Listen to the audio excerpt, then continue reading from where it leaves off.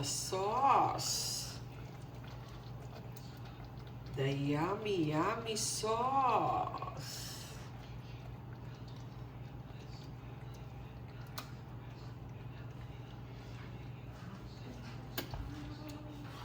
So, ayan guys, time to eat.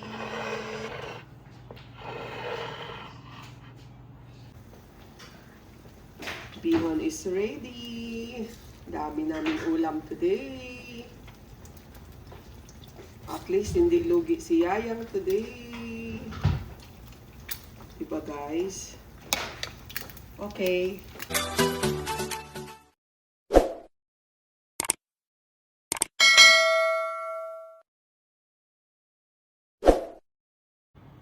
Ito guys, naka-marinate ng salt and pepper lang talaga. Tapos garlic powder. And then nilagyan ko siya ng parsley.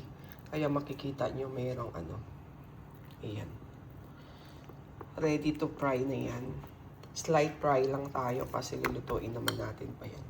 And then ito po yung hinanda ko na breadcrumbs.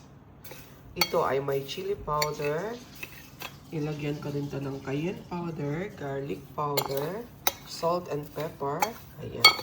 Para pag-fried natin mamaya sa pork chop, ipapahid na natin dito.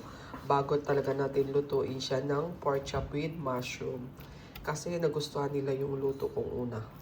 Ayan, request na naman sila. Ayan. Kaya luto tayo. Guys, since nababad na natin, dito na tayo. Binalot na natin to sa ating breadcrumbs and then ready to fry.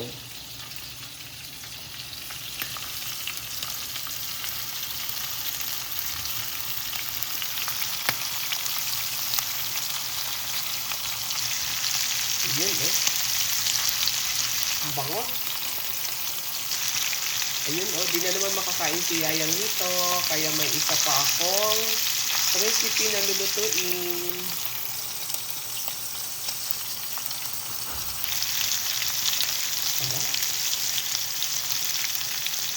Guys, from here, na binabad natin sa parsley, salt, and pepper. Then dito tayo sa ating breadcrumbs na may cayenne powder, chili powder, salt and pepper, garlic powder, and of course, parsley again. Then from here, na nag-fry na tayo. Ayan na siya guys. Ayan na siya. Ayan na siya guys. Ito, baka sunog na. Kunin na natin to. At dito na natin ilalagay sa kasamahan niya guys. Ayan. Ayan. Then, we're dropping again. Another new one. Yun.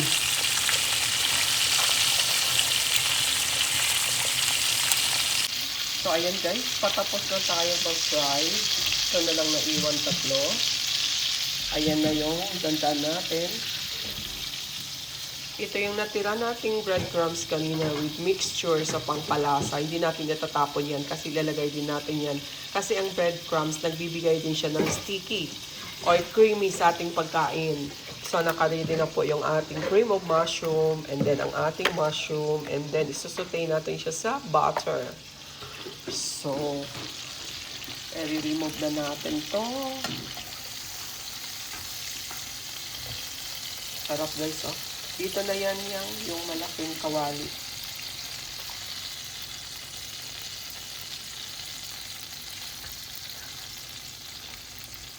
Itong mantika guys, gagamitin pa rin natin yan pag sauté mamaya kasi may lasa na yan. So ayan guys, punong-puno na. Hopefully hindi malaglag. Hindi malaglag, ayan. Ayan. Ating butter.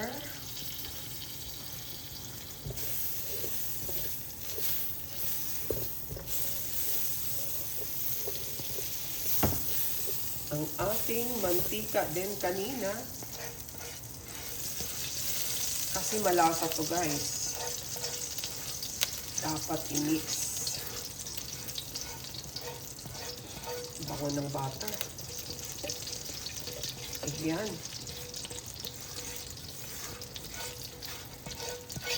Mm.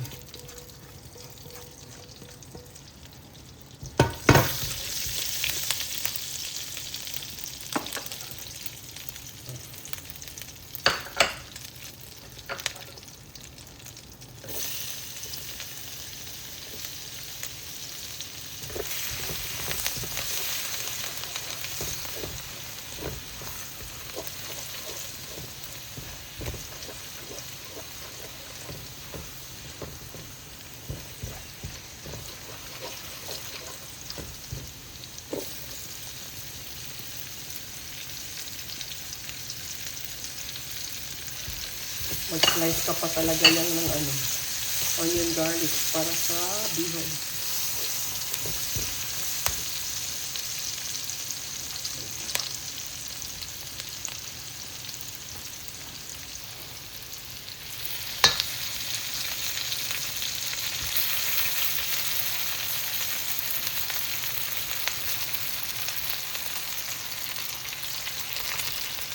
Slice fried lang naman to kanina, kaya lutuin natin to siya dito talaga with the ingredients. Lalagay na tayo ng water para mababad na yung ingredients talaga sa lahat ng pork chop natin. Kasi medyo marami-rami yung pork chop natin. Itong luto ko guys, ngayon is tanghali. So hanggang dinner na to. Kung may matira bukas sa daya ni Daddy O, so at least di na ako magluto. Kasi sobrang dami na to eh. Pang pamilya na talaga to guys. Ayan. More water tayo para mag-balance sa ating pork chop. Para masipsip niya yung sinuti natin na onions and garlic na may butter.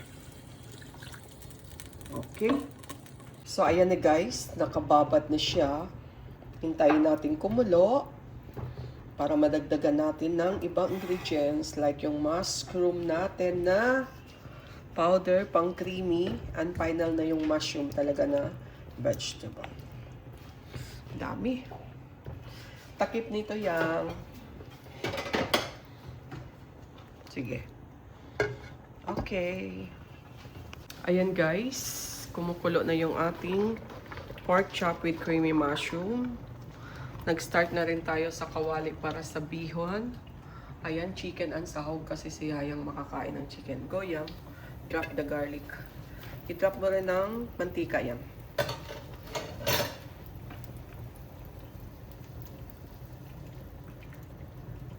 Okay.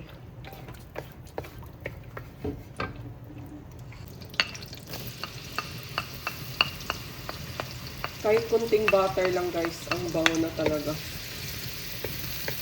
Kaya kahit mahal ang butter, go kunti lang naman lalagay. Para medyo malasa lang talaga ang ating lulutuin. Kasi nowadays, simula nang nagmahal talaga ang bilihin sa grocery, hindi na po ako nagno-Knorr cubes. Hindi na rin po ako nagmamagic sarap. Nilalagyan ko lang ng Ajinomoto. Kasi dati, minsan may Ajinomoto pa, may pork cubes, may magic sarap pa. Wala na. Ay ngayon, mahal na lahat eh. So, tama na muna tong Ajinomoto. Pero, pag malasa na talagang luto nyo guys, like adobo, no need na. Itong pork chop, sobrang lasa na kasi ang pag-prepare ko kanina, sobrang lasa na niya. Tapos yung cream of mushroom natin, may timpla na rin yan, yung powder. So,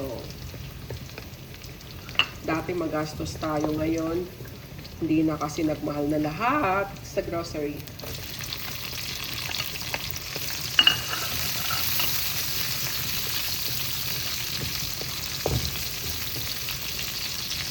Tapos itong chicken na sahog natin guys, pinakuluan ko to. Tapos pinahimay-himay ko kay Yayang. Para naman malasa talaga. So, ang pinakulo nating tubig dito, gagamitin natin siya as chicken stock. Para na rin tayong may chicken cubes, di ba?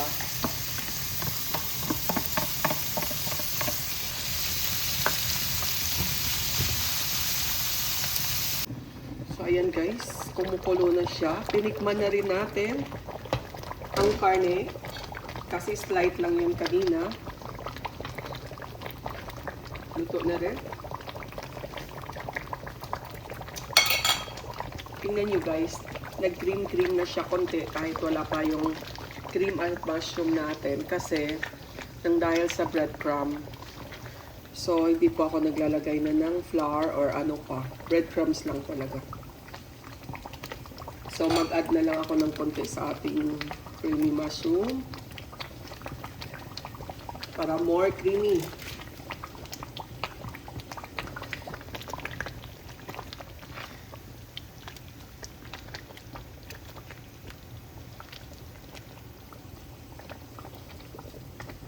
Ang sarap niya guys. Ang sarap niya talaga.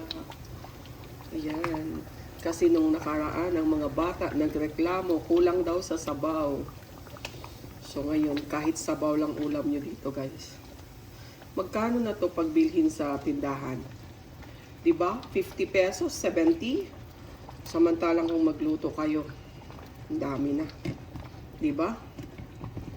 Keep natin for some times. Tapos ilalagay na po natin ang ating mushroom.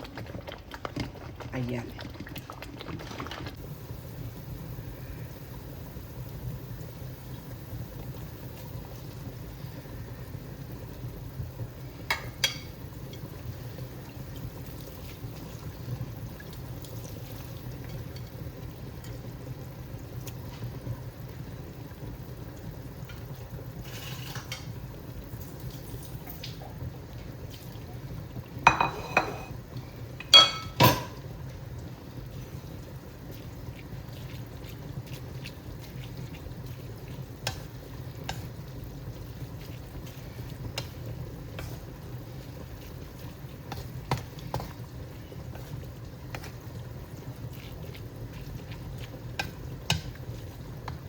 Ito na po yung ating pork chop. Ilagay na po natin ang ating mushroom.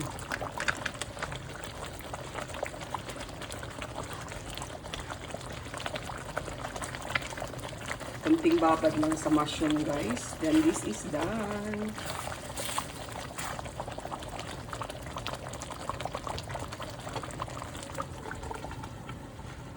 Diritayang sa ating bihon.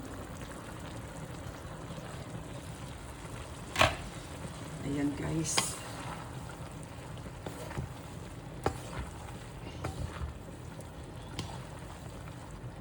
Okay. Ilang minutes na lang din to. This is done. Kainan na.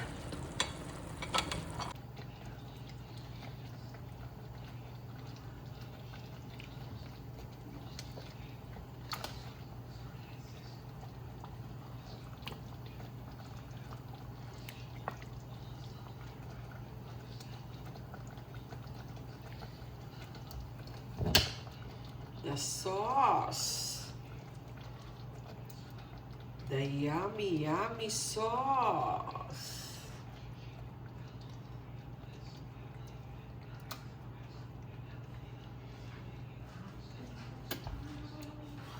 So, ayan guys. Time to eat.